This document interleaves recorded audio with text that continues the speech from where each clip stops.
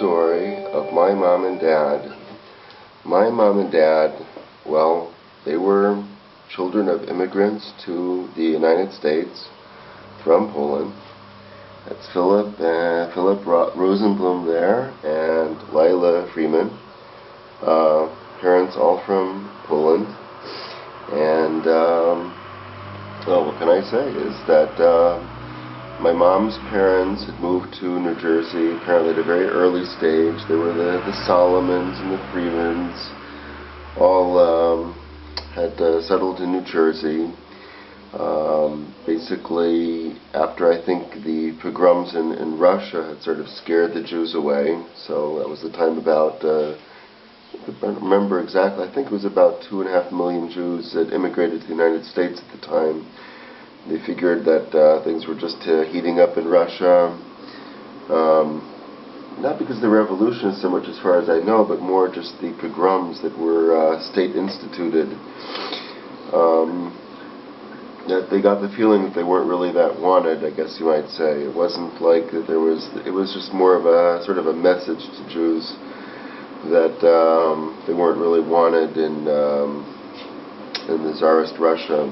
So a lot of them took the message to heart and said, okay, well, let's go someplace else. There wasn't really anywhere else that would accept them except for the United States at that time, up till about the 1920s, when there was already the immigration laws. There was a lot of, there was in the Congress and the Senate that decided to stop all of the immigration. So, but up to that time, Jews could come just freely to the United States, and that's what they did. I believe the Solomons were in the late 1800s, and the Freemans were a little bit later. Dorothy Freeman and Isaac Freeman. Well, so they were in New Jersey. My dad's parents had come to New York. They had sort of seen, I guess, the Jewish scene in New York and figured this wasn't for them. This was like strange or something. It was like, are they overly dati or overly not or something? But whatever, it wasn't balanced and it wasn't what they had known in Poland. So they decided to move to New Jersey, and that's where my mom and dad met. Okay.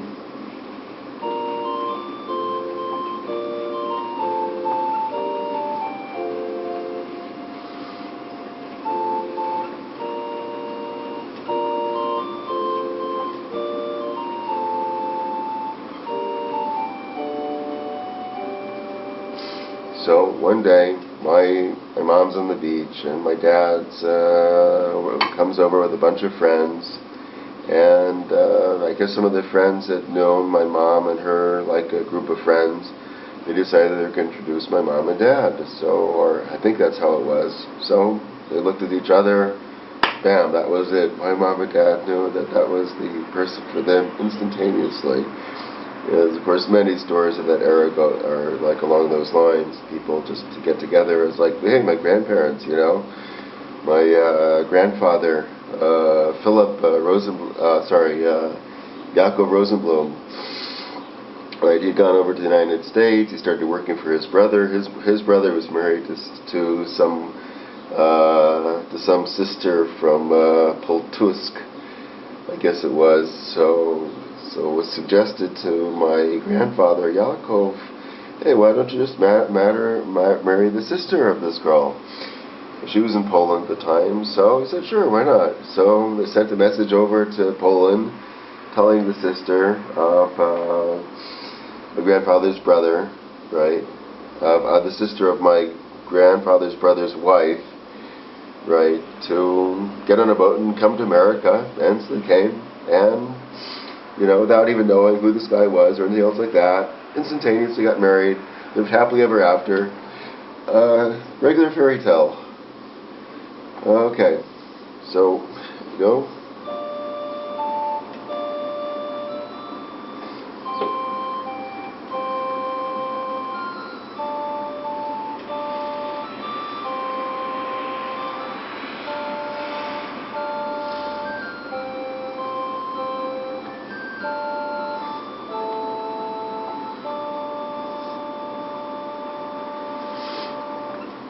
Well, my mom and dad, they got married, that was, I guess, when they were living in New Jersey, and, gee, what can I say, that was like, Well, oh right. Well, that was, I guess, I was after World War II. My dad had like, what was the story there? You let me. It's not that. Let me figure out. Oh, right. Here it is. My dad was like, the way he explained it to me was that here's his like airplane. And he was like he had. Well, you could say that he volunteered for the United States Air Force, right, before World War II. That's the airplane he was in charge of, or several of them. There was six of them.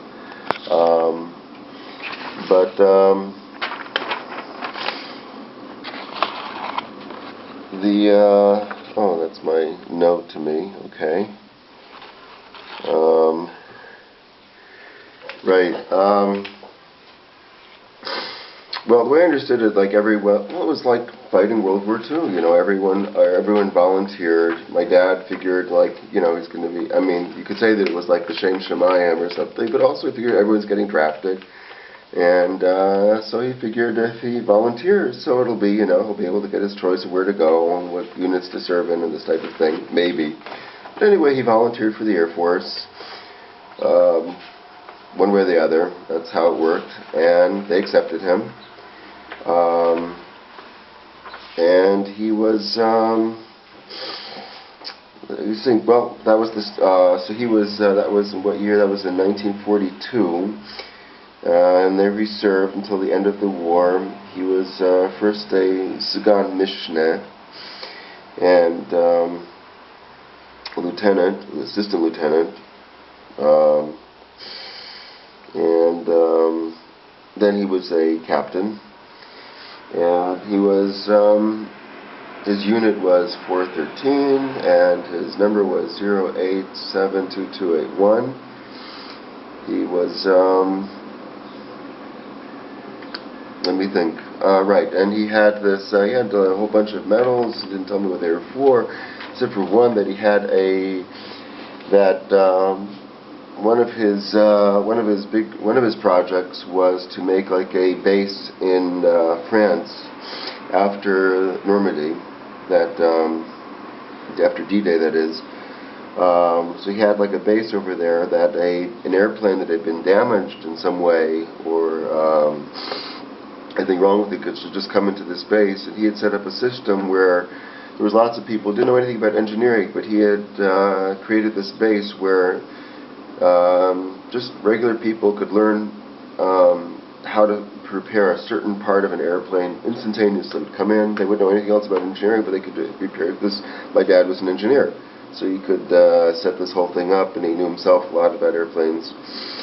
So so this whole this Air Force base was with people that didn't know anything about airplanes, but they could repair an airplane that would come in. So any airplane that was damaged in any way, if they could just make it to the base, they would come in.